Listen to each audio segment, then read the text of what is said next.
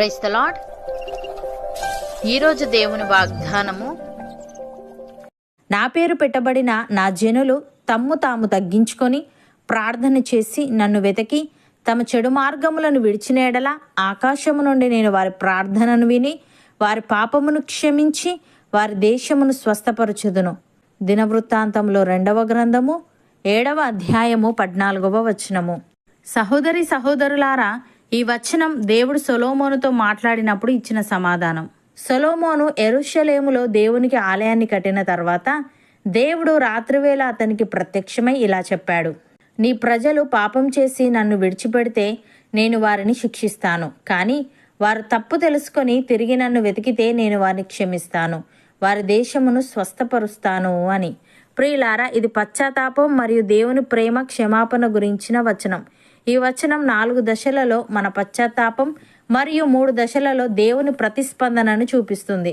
మొదటిగా మనం చేయవలసిన 4 ఏంటంటే మనల్ని మనం తగ్గించుకోవడం, ప్రార్థన చేయడం, దేవుణ్ణి వెతకడం మరియు మన చెడు మార్గములను విడిచిపెట్టడం. ఈ 4 మనం చేస్తే దేవుడు మనకు 3 వాగ్దానాలు ఇచ్చాడు. 1, ఆయన మన ప్రార్థన వింటాడు. 2, మన పాపములను క్షమిస్తాడు. 3, మన దేశమును స్వస్థపరుస్తాడు. ప్రియులారా, ఈ వచనం కేవలం ఇజ్రాయేలు దేశానికి కాదు, మన దేశం, మన కుటుంబం, మన జీవితాలకు కూడా వర్తిస్తుంది. ఇప్పటి సమాజంలో ఉన్న సమస్యలు అవినీతి, అన్యాయం, ద్రోహం, స్వార్థం, పాపం ఇవన్నీ దేవుణ్ణి దూరం చేశాయి. కానీ మనం తిరిగి ఆయనను వెతికితే ఆయన మన దేశానికి శాంతినిస్తాడు, మన కుటుంబాలకు ఆరోగ్యం, ఐక్యత ఇస్తాడు, మన హృదయాలకు నూతన జీవం ఇస్తాడు. ఉదాహరణకు, నినివే ప్రజలు పాపంలో ఉన్నారు. దేవుడు యోనాను వారిని హెచ్చరించమని పంపాడు. వారు తమను తాము తగ్గించుకున్నారు, ఉపవాసముండి ప్రార్థించారు. దేవుడు వారి ప్రార్థనను విని ఆ పట్టణాన్ని నాశనం చేయలేదు. ఇది తగ్గించుకొని ప్రార్థించి చెడు మార్గం విడిచినప్పుడు దేవుడు క్షమిస్తాడు అన్నదానికి ఉదాహరణ. అలాగే ఇజ్రాయేలీయులు బంగారు దూడను చేసుకొని దేవుని ఎదుట పాపం చేశారు, కానీ మోషే దేవుని ముందు ప్రార్థించాడు. ప్రజలు పశ్చాత్తాపం చెందారు. అది చూసి దేవుడు వారిని క్షమించాడు. ఇది దేవుని క్షమాపణ మరియు ప్రేమ యొక్క మరొక ఉదాహరణ. ప్రియులారా, ఇప్పుడు మన జీవితాల్లో కూడా ఇలానే జరుగుతుంది. మనము గర్వం, స్వార్థం, పాపం, అబద్ధం, అన్యాయం వంటి మార్గాల్లో నడుస్తున్నప్పుడు మనము మన హృదయాన్ని మార్చుకొని దేవుణ్ణి వెతికితే ఆయన మన జీవితాన్ని, కుటుంబాన్ని, దేశాన్ని మారుస్తాడు. ఎందుకంటే దేవుని ఆశీర్వాదం పశ్చాత్తాపంలోనే దాగి ఉంది. ప్రార్థన దేశాన్ని స్వస్థపరచగల శక్తి. పాపం మనల్ని దేవునికి దూరం చేస్తుంది, కానీ పశ్చాత్తాపం మనల్ని ఆయన దగ్గరికి తీసుకువస్తుంది. భక్తుడు ఈ విధంగా అంటున్నాడు: దేవుని యొద్దకు రండి, అప్పుడు ఆయన మీ యొద్దకు వచ్చును. పాపులారా, మీ చేతులను శుభ్రము చేసుకొనుడి. ద్విమనస్కులారా, మీ హృదయములను పరిశుద్ధపరచుకొనుడి.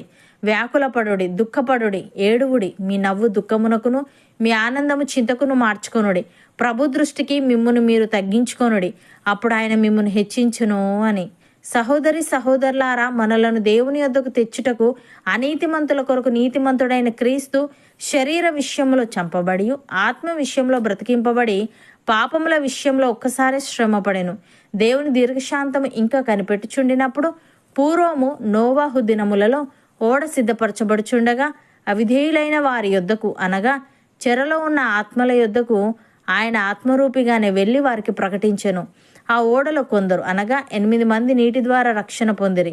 దానికి సాదృశ్యమైన బాప్తిస్మము ఇప్పుడు మిమ్మను రక్షించుచున్నది. అదేదనగా శరీర మాలిన్యము తీసివేయుట కాదు గాని యేసుక్రీస్తు పునరుత్థాన మూలముగా దేవుని విషయము నిర్మలమైన మనస్సాక్షినిచ్చు ప్రత్యుత్తరమే. ఆయన పరలోకమునకు వెళ్ళి దూతల మీదను, అధికారుల మీదను, శక్తుల మీదను అధికారము పొందినవాడై దేవుని కుడిపార్శ్వమున ఉన్నాడు. నమ్మిన వారు నాతో పాటు ప్రార్థనలో ఏకీభవించండి.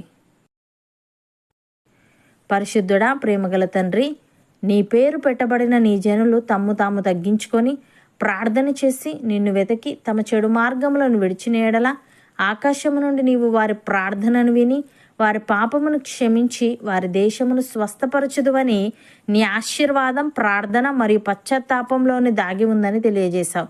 తండ్రి, నీకు స్తుతులు.